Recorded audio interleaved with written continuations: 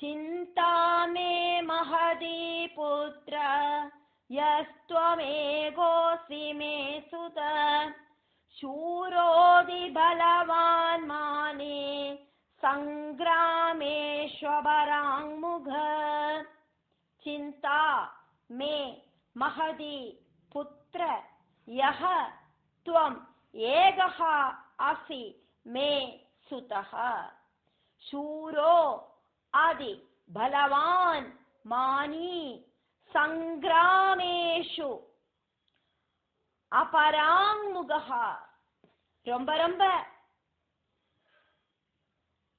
நல்ல குணம் இருக்கிற புத்திரனாக்கும் நீ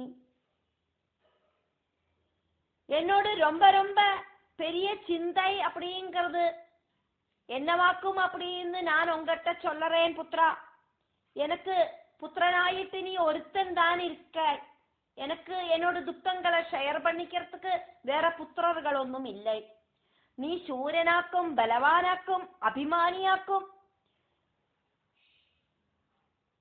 பெரிய போராளியாக்கும் யுத்தத்துல ஒன்ன ஜெயிக்கிறதுக்கு யாருமே இல்லை. அப்படி இருக்கிற உங்ககிட்ட என்னோட கவலைய நான் இப்போ ஷேர் பண்றேன். ஸ்லோகம் 47. ஏகாவத்யஸ்ய மே தாதா வ்ருதேதம் ஜீவிதம் கில மிருதே த்வயி மிருதே க்வாபி கிம் கரோமி நிராஸ்ரயः.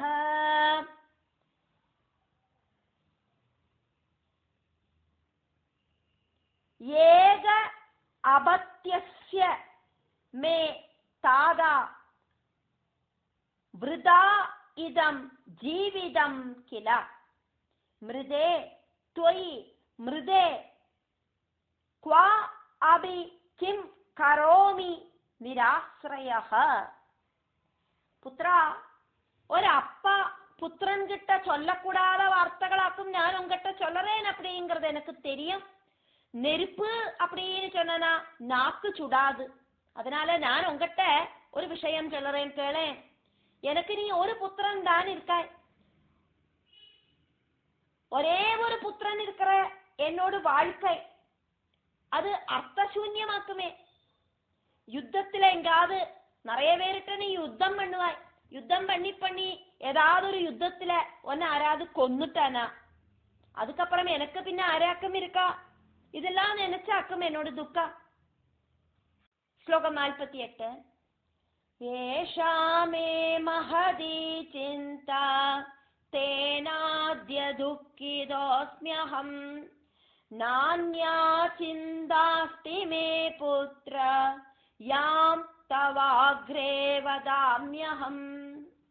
ஏஷா மே மஹதி சிந்தா தேன ஆத்ய துக்கிதஹ அஸ்மி அஹம் ந அன்யா சிந்தாஹ அஸ்தி மே புத்ர யாம் தவ அக்ரே வதாமி அஹம். இதாக்கும் என்னோட பெரிய கவலை. அதனால நான் இப்ப ரொம்ப துக்கிக்கிறேன். நீ இல்லாம போயிட்டாய் அப்படின்னா எனக்கு வேற யாருமே துணை இல்லை. எனக்கு அதாக்கும் என்னோட துக்கம். வேற சிந்தையொன்னும் எனக்கு இல்லை. என்னோட கவலை என்ன அப்படின்னு உங்ககிட்ட நான் சொல்லிட்டேன். தன்னோட மனசுக்குள்ள ஒரு பொண்ணை பார்த்துட்டு பிரியம் தோணித்து அவளை திருமணம் பண்ணிக்கணும் இப்படின்னு புத்திரன் கிட்ட சொல்லறதுக்கு லஜ்ஜைனால அவரால முடியலை. அதனால அவர் என்ன சொன்னார், நான் உயிரோட இருக்கிறத நீ இல்லாம போயிட்டா நான் என்ன பண்ணுவேன், அதை நினைச்சாக்கும் என்னோட சங்கடம் அப்படின்னு அவரு சொன்னார். அப்படின்னு இங்க ராஜா சொன்ன மாதிரி இங்க சொல்லப்பட்டது. എന്നിട്ട് சூதன் அங்க சவுனகாதிகளுக்கு அதுக்கப்புறம் என்ன நடந்தது அப்படிங்கறத எக்ஸ்பிளைன் பண்றார். ஸ்லோகம் 49. ததாகர்ண்யகாங்கேயோ மந்திரி விருத்தானபிருச்சத நமாம் வததி பூபாலோ லஜ்ஜயாத்ய பரேப்ளுத. தது ஆகர்ண்ய காங்கேயஹ மந்திரி விருத்தான் அவருச்சதா ந மாம் வததி பூபாலஹ ലജ്ജയ അദ്യ പരിപ്ലുതഃ. அப்பா சொன்ன வார்த்தைகளை கேட்டுட்டு புத்திரனான காங்கேயன் மந்திரி தொடங்கின முக்கியர்களை வயசானவாளையெல்லாம் கூப்பிட்டு கேட்டார். இந்த அப்பாக்கு இந்த விஷயத்தை எங்கிட்ட சொல்லறதுக்கு லஜ்ஜை உண்டாகிறது, வெக்கம் உண்டாகிறது. இந்த வெக்கத்துக்கு என்னவாக்கும் காரணம் அப்படிங்கறத சொல்லுங்க. அப்பா என்கிட்ட சொன்னார், நீ இல்லாம போயிட்டா நான் என்ன பண்ணுவேன் புத்ரா அப்படின்னு கேட்கறத அப்பாவோடு அந்த பாவத்துல முகத்துல இருக்கிற அந்த பாவத்துல ஒரு லெஜ்ஜைய கண்டேன், ஒரு வெக்கத்தை கண்டேன். அந்த வெக்கத்தோட அர்த்தம் என்னன்னு எனக்கு புரிய மாட்டேங்கிறது. கவலை இருக்கு சொல்றார், ஆனா முகத்துல பார்த்ததோ வெக்கம். இது என்னத்தினாலேயாக்கும் அப்படின்னு பெரியவாளையெல்லாம் கூப்பிட்டு விட்டு கேட்கிறார். ஸ்லோகம் 50. வித்தவார்த்தாம்ருபஸ்யாத்ய பிருஷ்ட்வா யூயம் வினச்சயாத் சத்யம் ப்ருவந்து மாம் சர்வம் தத்கரோமி நிராகுல.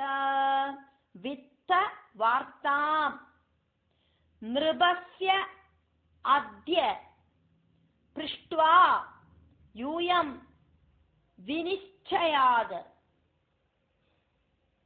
சத்யம் ப்ருவந்து மாம் சர்வம் தத் கரோமி நிராகுலஹ. நீங்கள் ராஜாவோட விற்த்தாந்தம் என்னோட அப்பா கிட்ட போயிட்டு நன்னா என்னவாக்கும் விஷயம் அப்படிங்கிறத கேட்டு தெரிஞ்சுண்டு சத்தியசந்தமாயிட்டு என்கிட்ட வந்து சொல்லணும். எந்த விதமான சிரமமும் இல்லாதக்கு நான் அந்த ப்ராப்ளத்தை சால்வ் பண்ணிக்கிறேன் அப்படின்னு வயசுல ரொம்ப ரொம்ப பெரிய மந்திரிகளை எல்லாம் கூப்பிட்டு காங்கேயன் சொல்றார், எங்கிட்ட அப்பா என்னமோ ஒரு விஷயத்த சொல்லறதுக்கு வெக்கப்பட்டு நிற்கிறார். அவரோட வார்த்தைகள்ல தான் கவலை இருக்கே தவிர முகத்துல கவலை இல்லை. முகத்துல லெஜ்ஜையாக்கும் பார்த்தேன், அதுக்கான காரணத்தையும் எனக்கு தெரியல. புத்திரனான எங்கிட்ட என்னமோ சொல்லறதுக்கு அவர் மறைக்கிறார். அந்த அளவுக்கு புத்தி இல்லாதவனான அதை நான் கண்டுபிடிச்சிட்டேன். ஆனா விஷயம் என்னன்னு எனக்கு தெரியல. அது அப்பாவோட வாயிலேந்தே எனக்கு தெரியணும். நீங்கள் எனக்கு தெரியாதக்கு அப்பா கிட்ட போயிட்டு என்னவாக்கும் அந்த துக்க காரணம், அப்பாவோட முகத்துல நான் பார்த்த லெஜ்ஜைக்கு அந்த வெக்கத்துக்கு என்னவாக்கும் காரணம் அப்படிங்கறத கேட்டு தெரிஞ்சுண்டு எந்த விதமான ஒளிமரமும் இல்லாதக்கு அதை எங்கிட்ட வந்து சொல்லுங்க. அப்பாவோடு அந்த ப்ராப்ளம் அது என்னவானாலும் சரி அதை நான் தீர்த்து கொடுத்துடுறேன். அப்பாவுக்கு சந்தோஷத்தை கொடுக்க வேண்டியது புத்திரனான என்னோட கடமையாக்கும். ஸ்லோகம் 51. தச்ருத்வா தே நிருபம் கத்வா சம்விஜ்ஞாய காரணம் சசம்சுர்விதிதார்த்தஸ்து காங்கேயஸ்ததசிந்தயத். தது ஸ்ருத்வா தே நிருபம் கத்வா சம்விஜ்ஞாய காரணம் சசம்சுஹு விதிதார்த்தஹ து காங்கேயஹ தது அசிந்தயத். அத கேட்ட மந்திரிகள் போயிட்டு ராஜா கிட்ட என்னவாக்கும் விஷயம் அப்படின்னு கேட்டு தெரிஞ்சுண்டு சந்தனுவோடு புத்திரனான அந்த காங்கேயன அந்த விஷயத்தை தெரியப்படுத்தினா. அதை கேட்டு தெரிஞ்சுண்ட காங்கேயன் அந்த சம்பவத்தை நம்ம டீட்டெயில் ஆயிட்டு யோசனை பண்ணினார். சந்தனு மகாராஜாவோடு புத்திரனான காங்கேயன் கிட்ட மந்திரிகள் எல்லாம் சொல்லறா, இந்த மாதிரி உன்னோட அப்பாவோடு மனசுல இப்ப ஒரு திருமணம் பண்ணிக்கணும்னு ஒரு ஆசை வந்திருக்கு. அதாக்கும் அந்த லஜ்ஜைக்கு காரணம். அத உண்மையாயிட்டே சொன்னோன இதுக்கு என்னவாக்கும் ஒரு வழி அப்படின்னு காங்கேயன் யோசனை பண்ணினார் அப்படிங்கறதாக்கும் இந்த ஸ்லோகம். ஸ்லோகம் 52. சஹிதஸ்தைர்ஜகாமாஷு தாசஸ்ய சதனம் ததா பிரேமபூர்வமுவாஜேதம் வினம்ரோ ஜானவீசுத. சஹிதஹ தைஹி ஜகாம் ஆஷு தாசஸ்ய சதனம் ததா பிரேமபூர்வம் உவாஜ இதம் வினம்ரஹ ஜானவீசுதஹ. கங்காதேவியோடு புத்திரன் ஜானவீசுதன். அந்த காங்கேயன் உடனடியாயிட்டு மந்திரிகளை எல்லாம் கூட்டிண்டு தாசபவனத்துக்கு அந்த முக்குவனோடு குடிலுக்கு போனார். ரொம்ப ரொம்ப பாசத்தோடு கூடிட்டு ரெஸ்பெக்டோடு கூடிட்டு காங்கேயன் இப்படி அங்க அந்த முக்குவன் கிட்ட சொன்னார். காங்கேய உவாஜா, சந்தனு மகாராஜாவோடு புத்திரனான காங்கேயன் அந்த மீனவன் கிட்ட என்னவாக்கும் சொன்னார் அப்படிங்கறத சூதன் இங்க வர்ணிக்கிறார். அதனாலேயே காங்கேயன் சொன்ன மாதிரியே இங்க எழுதப்பட்டிருக்கிறதுனால காங்கேய உவாஜா. 53வது ஸ்லோகம். பித்ரே தேஹி சுதாம் தேத்ய பிரார்த்தயாமி சுமத்யமாம் மாதாமேஸ்து சுதேயம் தே தாசோஸ்ம்யஸ்யா பரந்தப. பித்ரே தேஹி சுதாம் தே ஆத்ய பிரார்த்தயாமி சுமத்யமாம் மாதா மே அஸ்து சுதேயம் தே தாசோ அஸ்மி அஸ்யாஹ பரந்தப. நான் ரொம்ப ரிக்வெஸ்ட் பண்றேன் உங்ககிட்ட. என்னத்துக்காக்கும் ரிக்வெஸ்ட் பண்றார் அவர்? உங்களோடு நிறைய நல்ல நல்ல குணங்கள் இருக்கிற உங்களோடு புத்திரிய என்னோடு அப்பாவுக்கு திருமணம் பண்ணி கொடுங்க. ஒரு புத்திரன் தன்னோடு அப்பாவுக்கு திருமணம் பண்ணி கொடுக்கறதுக்காக ரிக்வெஸ்ட் பண்றார். உங்களோடு இந்த புத்திரி என்னோடு அம்மாவாகட்டும். நான் உங்களோடு புத்திரியோடு தாசனா இருக்கேன். உங்க புத்திரி என்ன சொன்னாலும் நான் கேட்கிறேன். உங்களோட புத்திரிய என்னோட அப்பாவுக்கு திருமணம் பண்ணி கொடுங்க. என்னோட அம்மாவோட ஸ்தானத்துல உங்க புத்திரி இருக்கட்டும். உங்க புத்திரி என்ன சொன்னாலும் அம்மா சொன்ன வாக்காயிட்டே நான் அனுசரிக்கிறேன். நான் ரிக்வெஸ்ட் பண்றேன் உங்ககிட்ட அப்படின்னு காங்கேயன் முக்குவன் கிட்ட சொன்னார் அப்படின்னு சூதன் இங்க சொல்றார். அதுக்கு முக்குவன் என்ன வாக்கும் சொன்னார் அப்படிங்கறதாக்கும் அடுத்த ஸ்லோகம். அதனால அது மாதிரியே இங்க எழுதப்பட்டிருக்கு. தாச உவாஜா, முக்குவன் சொன்னார். 54வது ஸ்லோகம். त्वं गृहाण महाभागा पत्नीं कुरु नृपात्मजा पुत्रोऽस्य न भवेत् राजा वर्तमाने त्वयि वै. त्वं गृहाण महाभागा पत्नीं कुरु नृप आत्मजः पुत्रः अस्य न भवेत् राजा वर्तमाने त्वयि इति वै. மகாபாகனான ராஜகுமாரா, நீங்கள் கங்காதேவியோட புத்திரன். அதனாலேயே நீங்கள் ரொம்ப ரொம்ப புனிதமானவர். அப்படி இருக்கிற ராஜகுமாரா, என்னோடு புத்திரிய நீங்கள் கொண்டு வைக்குங்க. എന്നിട്ട്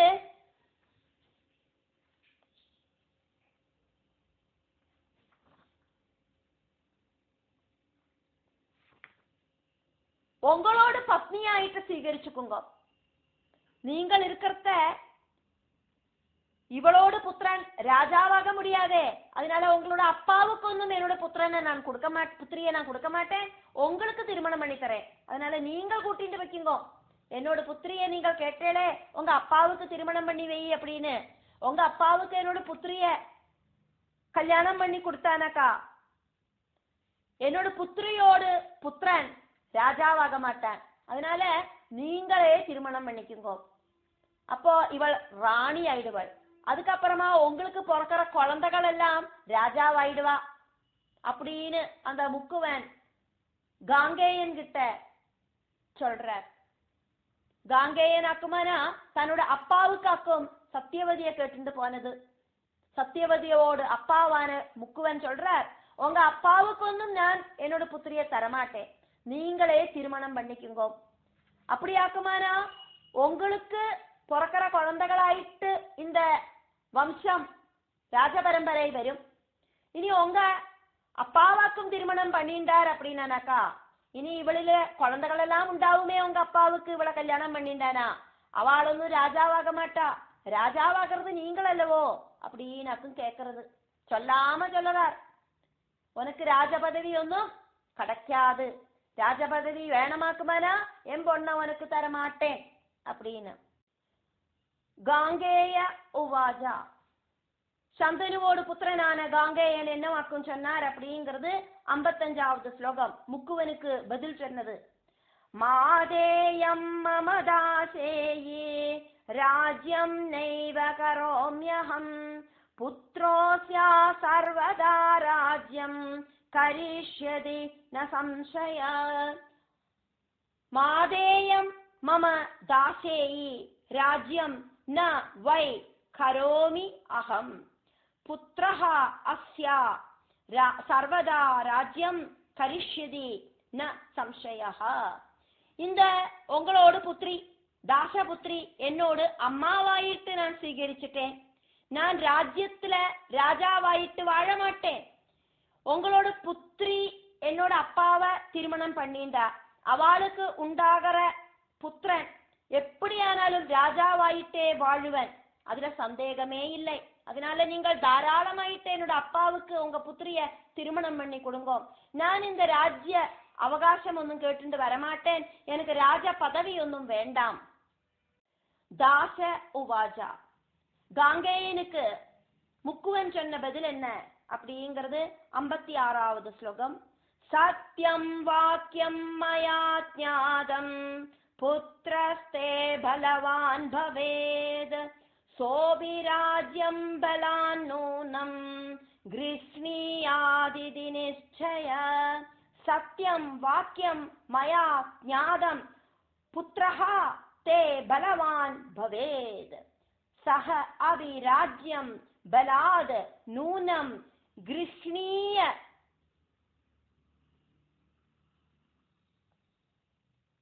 கிருஷ்ணியாத் இது நிச்சயஹ. நீங்கள் சொன்னது உண்மையான சத்திய வாக்காயிட்டு நான் எடுத்துக்கிறேன். அப்படியாக்குமானா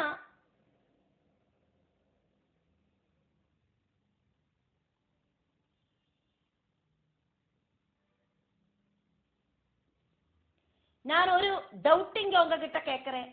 ராஜ்யம் பதவி ஒன்னும் வேண்டாம் சொல்லறேனே, அவ நான் உண்மையாயிட்டே எடுத்துக்கிறேன். ஆனா நீங்கள் கல்யாணம் எல்லாம் பண்ணிப்பேனே, கல்யாணம் பண்ணிண்டா உங்களுக்கு குழந்தைகள் எல்லாம் உண்டாகுமே, அப்போ உங்கள மாதிரியே உங்களோட புத்திரன் பலவானாயிட்டு தீருவேன். அப்படியாக்குமானா இந்த ராஜ்யம் அந்த புத்திரனுக்கு அல்லவா போகும் இப்படின்னு கேட்கிறார் மீனவன். அதுக்கு காங்கேயன் பதில் சொல்றார். அதாக்கும் 57வது ஸ்லோகம். நதார சங்கிரஹம் நூனம் கரிஷ்யாமி ஹி சர்வதா சத்யம் மே வதனம் தாதா மயா பீஷ்மம் விரதம் கிருதம். ந தார சங்கிரஹம் நூனம் கரிஷ்யாமி ஹி சர்வதா சத்யம் மே வதனம் தாதா மயா பீஷ்மம் விரதம் கிருதம்.